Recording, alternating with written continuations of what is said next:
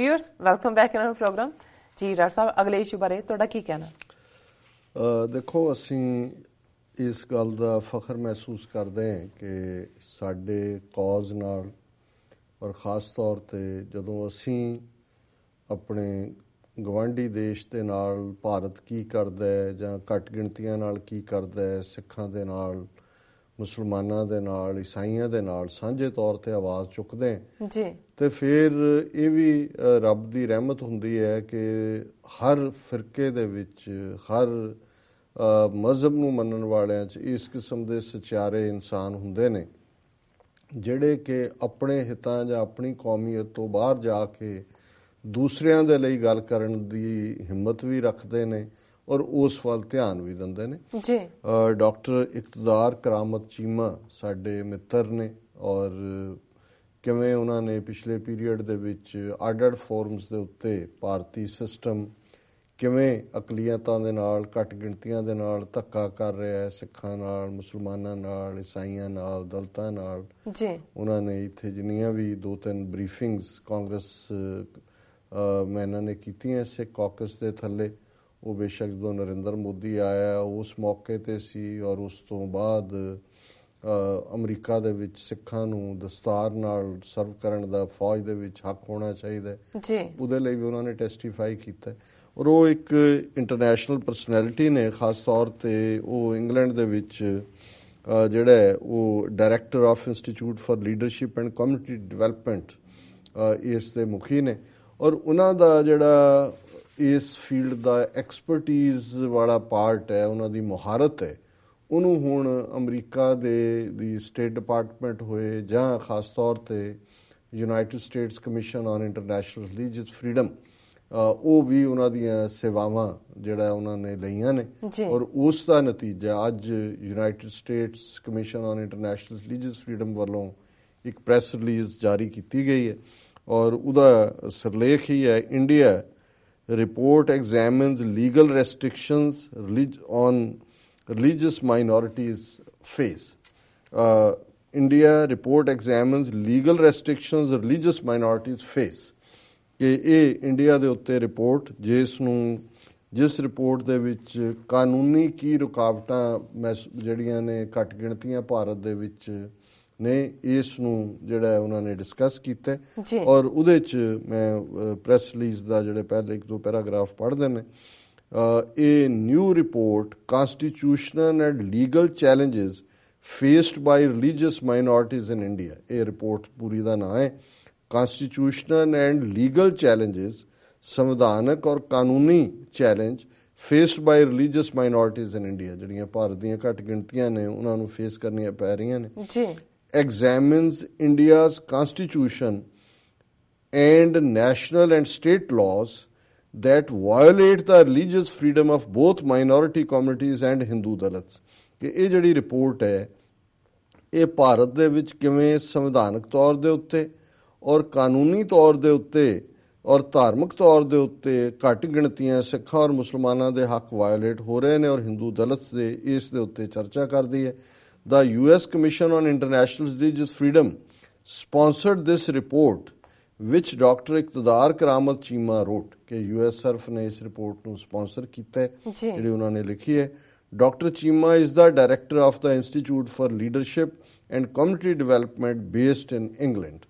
ਔਰ ਰਿਪੋਰਟ ਚੋਂ ਜਿਹੜਾ ਰਿਪੋਰਟ ਤੇ ਬੇਸਡ ਉਹਨਾਂ ਦੀ ਇੱਕ ਸਟੇਟਮੈਂਟ ਹੈ, India is a religiously diverse and democratic society with a constitution that provides legal equality for all its citizens, irrespective of their religion, and prohibits religious-based discrimination, said US SRF chairperson Thomas J.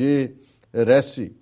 ਉਹਨਾਂ ਨੇ ਕਿਹਾ ਵੀ ਇਹ ਜਿਹੜੇ ਸਾਡੇ US SRF ਦੇ chairperson ਨੇ ਉਹਨਾਂ ਦਾ ਇਹ ਕਹਿਣਾ ਕਿ ਵੀ ਭਾਰਤ ਇੱਕ ਬੜੀ ਵਿਭਿੰਨ ਕੌਮੀਅਤਾਂ ਵਾਲਾ ਮੁਲਕ ਹੈ ਔਰ ਇੱਕ ਲੋਕਤੰਤਰੀ ਸੁਸਾਇਟੀ ਹੈ ਔਰ ਉਹਦਾ ਜਿਹੜਾ ਸੰਵਿਧਾਨ ਹੈ ਉਹ ਹਰ ਇੱਕ ਨੂੰ, ਸਾਰੇ ਸ਼ਹਿਰੀਆਂ ਨੂੰ, ਆਪਣਿਆਂ ਨੂੰ ਆਪਣੇ ਧਰਮ ਜਾਂ ਕਿਸੇ ਹੋਰ ਤੇ ਵਿਤਕਰੇ ਦੇ ਬਰਾਬਰ ਦੀ ਕਾਨੂੰਨੀ ਜਿਹੜੀ ਹੈ ਉਹ ਬਰਾਬਰੀ ਦਿੰਦਾ ਹੈ। ਇਹ ਉਹਨਾਂ ਦੇ ਚੇਅਰਮੈਨ ਨੇ ਕਿਹਾ। ਪਰ ਨਾਲ ਹੀ ਉਹਨਾਂ ਨੇ ਕਿਹਾ SJ, however the reality is far different। ਇਹ ਉਸੇ ਹੀ ਚੇਅਰਮੈਨ ਨੇ ਕਿਹਾ ਵੀ ਬੇਸ਼ੱਕ ਕਹਿਣ ਨੂੰ ਇਹ ਗੱਲ ਹੈ, ਪਰ ਜਿਹੜੀ ਹਕੀਕਤ ਹੈ ਉਹ ਬਿਲਕੁਲ ਅੱਡ ਹੈ। Is for in fact India's pluralistic tradition faces serious challenges in a number of its states। ਕਿ ਭਾਰਤ ਦੇ ਬਹੁਤ ਸਾਰੇ ਸੂਬਿਆਂ ਦੇ ਵਿੱਚ ਇਹ ਜਿਹੜਾ ਪਲੂਰਲਿਸਟਿਕ ਟ੍ਰੈਡੀਸ਼ਨ ਹੈ, ਪਰੰਪਰਾ ਹੈ ਕਿ ਇੱਕ ਤੋਂ ਹਿੰਦੂਆਂ ਤੋਂ ਬਿਨਾਂ ਵੀ ਬਾਕੀਆਂ ਦੇ ਹੱਕ ਨੇ, ਉੱਥੇ ਬਹੁਤ ਸਾਰੇ ਸੂਬਿਆਂ 'ਚ ਇਹਨਾਂ ਨੂੰ ਬੜੇ ਗੰਭੀਰ ਚੈਲੰਜ ਨੇ। During the past ਫਿਊ years religious tolerance has deteriorated and religious freedom violations have increased in some areas of India। ਪਿਛਲੇ ਕੁਝ ਸਾਲਾਂ 'ਚ ਭਾਰਤ ਦੇ ਵਿੱਚ ਜਿਹੜੀ ਧਾਰਮਿਕ ਸਹਿਣਸ਼ੀਲਤਾ ਹੈ ਉਹ ਬਹੁਤ ਥੱਲੇ ਨੂੰ ਗਈ ਹੈ ਔਰ ਬਹੁਤ ਸਾਰੀਆਂ ਥਾਵਾਂ ਦੇ ਉੱਤੇ, ਬਹੁਤ ਇਲਾਕਿਆਂ 'ਚ ਭਾਰਤ ਦੇ ਵਿੱਚ ਧਾਰਮਿਕ ਆਜ਼ਾਦੀ ਦਾ ਜਿਹੜਾ ਹੱਕ ਹੈ ਉਸ ਦੀ ਉਲੰਘਣਾ ਹੋ ਰਹੀ ਹੈ। To reverse this negative trajectory, the Indian and state governments must align their laws with both the country's constitutional commitments and international human rights standards।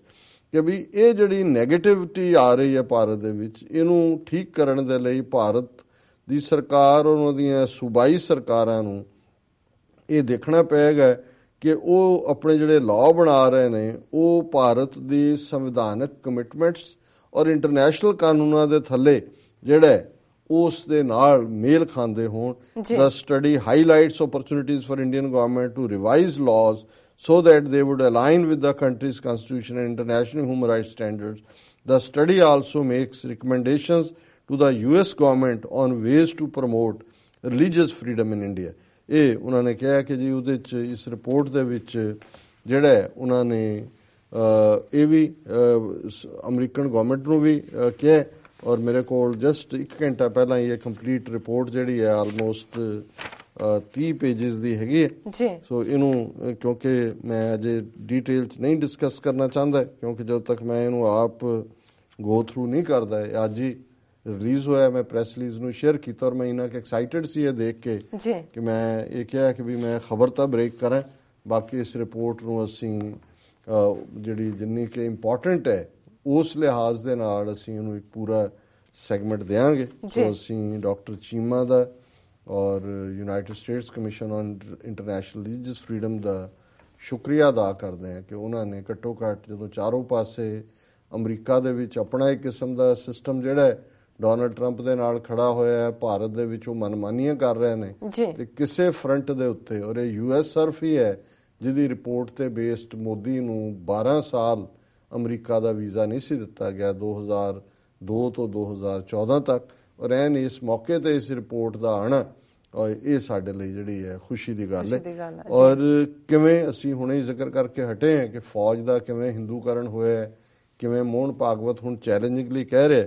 ਔਰ ਇੱਕ ਖਬਰ ਜਿਹੜੀ ਅੱਜ ਹੀ ਮੀਡੀਆ ਦੇ ਵਿੱਚ ਆਈ ਔਰ ਇਹ ਗੱਲ ਦੱਸਦੀ ਹੈ ਵੀ ਜੋ ਹਾਲ ਫੌਜ ਔਰ ਪੈਰਾਮਿਲਟਰੀ ਫੋਰਸਿਸ ਦੇ ਵਿੱਚ ਚੱਲ ਰਿਹਾ, ਅੰਦਰ ਕੁਛ ਨਾ ਕੁਛ ਚੱਲ ਰਿਹਾ। ਹਾਲਾਂ ਹੋਇਆ ਜੀ ਕਿਸੇ ਜਵਾਨ ਦੀ ਵੀਡੀਓ ਵਾਇਰਲ ਹੋ ਗਈ ਜੀ, ਖਾਣਾ ਮਾੜਾ ਮਿਲ ਰਿਹਾ, ਕਿਸੇ ਨੇ ਫਿਰ ਸ਼ਿਕਾਇਤ ਕੀਤੀ ਕਿ ਜੀ ਸਾਡਾ ਜਿਹੜਾ ਸਾਨੂੰ ਸਾਡੇ ਸ਼ਰਾਬ ਦੀਆਂ ਪੇਟੀਆਂ ਬਾਹਰ ਵੇਚ ਦਿੰਦੇ ਨੇ। ਹੁਣ ਉਹਨੇ ਆਰਮੀ ਚੀਫ ਨੇ ਕਿਹਾ ਜੀ ਕੋਈ ਜਵਾਨ ਸੋਸ਼ਲ ਮੀਡੀਆ ਤੇ ਨਹੀਂ ਜਾਏਗਾ। ਕੱਲ ਕੇ ਪਰਸੋਂ ਖਬਰ ਸੀ, ਕੱਲ ਹੀ ਸੀ ਕਿ ਵੀ ਇੱਕ ਪੂਰਾ ਕਸ਼ਮੀਰ ਵਾਦੀ ਦੇ ਵਿੱਚ ਨਕਸਲਾਈਟਸ ਦੇ ਖਿਲਾਫ ਲੜਨ ਦੇ ਲਈ ਜਿਨ੍ਹਾਂ ਕਮਾਂਡੋਜ਼ ਦੀ ਟ੍ਰੇਨਿੰਗ ਹੋਈ, ਪੂਰੇ ਵਾਰ ਟ੍ਰੇਨਡ ਸੀ, ਉਹ ਜਦੋਂ ਵਾਪਸ ਮੁੜ ਕੇ ਉਹਨਾਂ ਨੂੰ ਤਾਇਨਾਤ ਕਰਨਾ ਸੀ ਝਾਰਖੰਡ ਕਿੱਥੇ ਜਿੱਥੇ ਜਿੱਥੇ ਉਹਨਾਂ ਨੇ ਜਾਣਾ ਸੀ, ਰਸਤੇ 'ਚ 140 ਕੇ ਕਿੰਨੇ ਕਮਾਂਡੋ ਜਿਨ੍ਹਾਂ ਨੂੰ ਕਿੰਨੇ ਮਹੀਨੇ ਉਹ ਸਾਰੇ ਗਾਇਬ ਹੋ ਗਏ, ਗੱਡੀ ਤੋਂ ਉਤਰੇ ਆਪਣੇ ਆਪਣੇ ਘਰਾਂ ਚਲੇ ਗਏ। ਵੀ ਹੁਣ ਇਹ ਕੀ ਚੱਲ ਰਿਹਾ ਹੈ ਅਜੇ, ਕਿਉਂਕਿ ਕੁਛ ਨਾ ਕੁਛ ਇਹ ਬਾਹਰ ਆ ਰਿਹਾ। ਲੇਕਿਨ ਇੱਕ ਗੱਲ ਜਿੱਥੋਂ ਅੰਦਾਜ਼ਾ ਹੋ ਜਾਂਦਾ ਹੈ, ਅੱਜ ਹੀ ਪਾਰਲੀਮੈਂਟ ਦੇ ਵਿੱਚ ਇਹ ਗੱਲ ਗਵਰਨਮੈਂਟ ਨੇ ਮੰਨੀ ਕਿ ਬਹੁਤ ਸਾਰੇ CRPF BSF ਦੇ ਜਿਹੜੇ ਅਫਸਰ ਔਰ ਜਵਾਨ ਨੇ ਜਾਂ ਤਾਂ ਰਿਟਾਇਰਮੈਂਟ ਲੈ ਰਹੇ ਨੇ ਦਵਾ ਦਾ ਜਾਂ ਅਸਤੀਫੇ ਕਰ ਰਹੇ ਨੇ। ਇਹ ਨਹੀਂ ਦੱਸਿਆ ਵੀ ਵੈਸੇ ਕਿੰਨੇ ਕੁ ਦੌੜ ਗਏ, ਲੇਕਿਨ ਇਹ ਖਬਰ ਹੈ ਮੀਡੀਆ ਦੀ ਕਿ more paramilitary personnel now seeking retirement, government says reasons not yet ascertained। ਕਿ ਵੀ ਇਹ ਦੌੜ ਰਹੇ ਨੇ, ਸਰਕਾਰ ਨੇ ਕਿਹਾ ਵੀ ਸਾਨੂੰ ਕਾਰਨ ਨਹੀਂ ਪਤਾ ਹੈ। There has been a rise in resignations and applications seeking voluntary retirements from paramilitary forces last year, with BSF, Border Security Force, and Central Reserve Police Force topping the chart, the Lok Sabha was told on Tuesday। ਇਹ ਲੋਕ ਸਭਾ ਦੇ ਵਿੱਚ ਕੱਲ ਉਹਨਾਂ ਦੇ minister ਨੇ ਕਿਹਾ, ਉਹਨਾਂ ਨੇ ਕਿਹਾ ਕਿ ਵੀ ਅਜੇ ਤੱਕ ਸਾਨੂੰ ਕੋਈ ਕਾਰਨ ਨਹੀਂ ਪਤਾ ਲੱਗਿਆ ਵੀ ਕਿਉਂ ਇੰਨਾ ਹੋ ਰਿਹਾ, ਪਰ ਇਹ ਜਿਹੜਾ 151 ਵੋਲੰਟਰੀ ਰਿਟਾਇਰਮੈਂਟਸ ਐਂਡ ਰੈਜ਼ਿਗਨੇਸ਼ਨ ਜਿਹੜੀਆਂ ਨੇ 2016 ਚ ਹੋਈਆਂ ਨੇ, ਜਦੋਂ ਕਿ 117 2015 ਚ ਹੋਈਆਂ ਸੀ। ਪਰ ਤੁਸੀਂ ਕੁੱਲ ਫਿਗਰ ਦੇਖਦੇ ਹੋ ਕਿ ਵੀ ਕਿੰਨਿਆਂ ਨੇ ਰਿਜ਼ਾਈਨ ਕੀਤਾ। The figure for subordinate officers had almost doubled for the same period. There were 1,400 resignations and voluntary retirements in 2006, whereas the figure stood at 707 in 2015. ਕਿ ਜੀ 2015 ਚ 700 ਬੰਦਾ ਜਿਹੜਾ ਉਹ ਛੱਡ ਕੇ ਦੌੜਿਆ ਸੀ, ਔਰ ਉਸ ਤੋਂ ਅਗਲੇ ਸਾਲ 1400 ਹੋ ਗਿਆ, ਤੇ ਬਾਕੀ ਰੈਂਕਸ ਦੇ ਵਿੱਚ ਜਿਹੜਾ 7415 2016 ਚ ਸੀ, ਜਿਹੜਾ ਕਿ ਉਸ ਤੋਂ ਪਿਛਲੇ ਸਾਲ 3000 ਨਾਲੋਂ ਡਬਲ ਸੀ। ਔਰ ਹੁਣ ਇਹਨਾਂ ਦਾ ਕਹਿਣਾ in last 3 years till January 15 this year, more than 20,000 personnel have sought voluntary retirement and resignations from 6 paramilitary forces. 6 ਜਿਹੜੀਆਂ ਉਹਨਾਂ ਦੀਆਂ ਫੋਰਸਿਸ ਨੇ, ਜਿਨ੍ਹਾਂ ਦੇ ਵਿੱਚ ਸੈਂਟਰਲ ਇੰਡਸਟਰੀਅਲ ਜਿਹੜੀ ਹੈ ਸਿਕਿਉਰਿਟੀ ਫੋਰਸ ਹੈ, ਇੰਡੋ ਤਿੱਬਤਨ ਬਾਰਡਰ ਫੋਰਸ ਹੈ, ਸ਼ਸਤਰ ਸੀਮਾ ਦਲ ਹੈ, ਅਸਾਮ ਰਾਈਫਲਸ ਹੈ, ਬਾਰਡਰ ਸਿਕਿਉਰਿਟੀ ਫੋਰਸ ਹੈ ਔਰ CRPF ਹੈ। ਇਹਨਾਂ 6 ਫੋਰਸਿਸ ਚੋਂ ਪਿਛਲੇ 3 ਸਾਲਾਂ ਦੇ ਵਿੱਚ 20,000 ਜਵਾਨ ਜਿਹੜਾ ਹੈ ਉਹ ਜਾਂ ਰਿਜ਼ਾਈਨ ਕਰਕੇ ਚਲਾ ਗਿਆ ਜਾਂ ਰਿਟਾਇਰਮੈਂਟ ਲੈ ਕੇ ਚਲਾ ਗਿਆ, ਔਰ ਇਹ ਛੱਡ ਕੇ ਹੁਣ 20,000 ਤਾਂ ਕਈ ਦੇਸ਼ਾਂ ਦੀ ਫੌਜ ਨਹੀਂ ਹੋਣੀ ਜੀ। ਜੇ 20,000 ਬੰਦਾ 2-3 ਸਾਲ ਚ, ਔਰ ਇਹ ਉਹ ਹੈ ਜਿਹੜੇ ਕਾਨੂੰਨੀ ਤੌਰ ਤੇ ਗਏ, ਜਿਹੜੇ ਵੈਸੇ ਛੱਡ ਕੇ ਜਿਹਨੂੰ ਭਗੌੜਾ ਕਹਿੰਦੇ ਨੇ ਡਿਜ਼ਰਟਰ, ਉਹਨਾਂ ਦੀ ਗਿਣਤੀ ਇਹਦੇ ਤੋਂ ਦੁੱਗਣੀ ਤੱਗਣੀ ਹੋਏਗੀ। ਸੋ ਇਹਦੇ ਤੋਂ ਇਹ ਕੁਛ ਨਾ ਕੁਛ ਸਮੈਲ ਹੋ ਸਕਦਾ ਕਿ ਭਾਈ ਇਹ ਜਦੋਂ ਇੱਕ ਤਾਂ ਹੁਣ ਜੇ ਤੁਸੀਂ ਕਸ਼ਮੀਰ ਚ ਨਾਰਥ ਈਸਟ ਲਾਓਗੇ, ਉਹਨਾਂ ਨੂੰ ਵੀ ਪਤਾ ਟ੍ਰੇਨਡ ਕਰਕੇ ਸਾਨੂੰ ਮਰਨ ਲਈ ਭੇਜਣਾ, ਉਹ ਕਹਿੰਦੇ ਮਰਨਾ ਕਾਹਨੂੰ ਹੈ, ਜਾ ਕੇ ਜੀਆਂ 'ਚ ਬੈਠੋ। ਹਾਂ, ਜੀਆਂ 'ਚ ਬੈਠੋ। ਸੋ ਜ਼ਾਹਰ ਹੈ ਵੀ ਜਦੋਂ ਲੰਬਾ ਵਕਤ ਤੁਸੀਂ ਕਿਤੇ ਵੀ ਰੂਲ ਕਰਦੇ ਹੋ ਫੌਜ ਦੇ ਸਿਰ ਦੇ ਉੱਤੇ, ਫਿਰ ਇਹੋ ਕੁਛ ਹੁੰਦਾ। ਦੂਸਰਾ, ਜਿਵੇਂ ਅਸੀਂ ਡਿਸਕਸ ਕਰਕੇ ਹਟੇ ਹਾਂ ਵੀ ਹਿੰਦੂਕਰਨ, ਉਹ ਤੁਸੀਂ ਕਹਿ ਰਹੇ ਹੋ ਜੀ ਫੌਜੀਆਂ ਦੀ ਲੋੜ ਨਹੀਂ, ਸਾਡੇ ਨਾਂਗੇ ਸਾਧੂ ਸਿਆਚਨ ਦੇ ਉੱਤੇ ਜਿਹੜਾ ਉਹ ਪਹਿਰਾ ਦੇ ਰਹੇ ਨੇ, ਨਾਂਗੇ ਸਾਧੂ ਸਾਹਮਣੇ ਖੜੇ ਨੇ ਬੰਦੂਕਾਂ ਦੇ ਮਿਜ਼ਾਈਲਾਂ ਦੇ, ਔਰ ਤੁਸੀਂ ਫੌਜ ਨੂੰ ਕਹਿ ਰਹੇ ਹੋ ਜੀ ਚਲੋ ਗਲੇਸ਼ੀਅਰ ਤੇ ਸਿੰਧੂ ਦਰਸ਼ਨ ਕਰੋ, ਪੂਜਾ ਕਰੋ, ਫੌਜੀ ਜਰਨੈਲਾਂ ਨੂੰ ਮੋਹਨ ਭਾਗਵਤ ਨਾਲ ਬਿਠਾ ਕੇ ਹਿੰਦੂਤਵਾ ਦਾ। ਸੋ ਜ਼ਾਹਰ ਹੈ ਕਿਉਂਕਿ ਸਿੱਖਾਂ ਦੇ ਹਵਾਲੇ ਨਾਲ ਤਾਂ ਹੈ ਹੀ ਹੈ ਕਿ ਹੁਣ ਕੋਈ ਬਹੁਤਾ ਕੋਈ ਫਸਿਆ ਗਰੀਬੀ ਦਾ ਮਾਰਿਆ ਹੀ ਚਲਾ ਜਾਏ, ਸਿੱਖ ਫੌਜ ਜਾਣਾ ਪਸੰਦ ਨਹੀਂ ਕਰਦੇ ਜੀ। ਮੁਸਲਮਾਨ ਤਾਂ ਪਹਿਲਾਂ ਹੀ ਨਹੀਂ ਸੀ ਲੈਂਦੇ, ਜਿਹੜੇ ਥੋੜੇ ਬਹੁਤ ਸੀ ਉਹ ਵੀ ਇਹਨਾਂ ਨੇ ਟ੍ਰੇਟਰ ਬਣਾ ਦਿੱਤੇ, ਤੇ ਹੁਣ ਹਿੰਦੂ ਵੀ ਦੌੜ ਰਹੇ ਨੇ। ਉਹ ਕਹਿੰਦੇ ਚਲੋ ਹੁਣ ਨਾਗੇ ਸਾਧੂਆਂ ਤੋਂ ਹੀ ਕਰਾ ਲਓ ਪਰੇਡ, ਅਸੀਂ ਕਾਹਨੂੰ ਕਰਨੇ। ਸੋ ਇਹ ਦੱਸ ਰਿਹਾ ਵੀ ਇਹ ਕੁੱਲ ਮਿਲਾ ਕੇ ਇਹ ਗੱਲ ਕਿੱਧਰ ਨੂੰ ਜਾ ਰਹੀ ਜੀ। ਡਾਕਟਰ ਸਾਹਿਬ ਬਿਲਕੁਲ, ਇੱਥੇ ਲੈਣੇ ਆ ਬ੍ਰੇਕ। ਵਿਊਅਰਸ, ਦਸਤਾਨਾ ਇਸ ਤਰ੍ਹਾਂ ਬਣੇ ਰਹਿਣਾ, ਮਿਲਦੇ ਆ ਛੋਟੇ ਵਕਫੇ ਤੋਂ ਬਾਅਦ।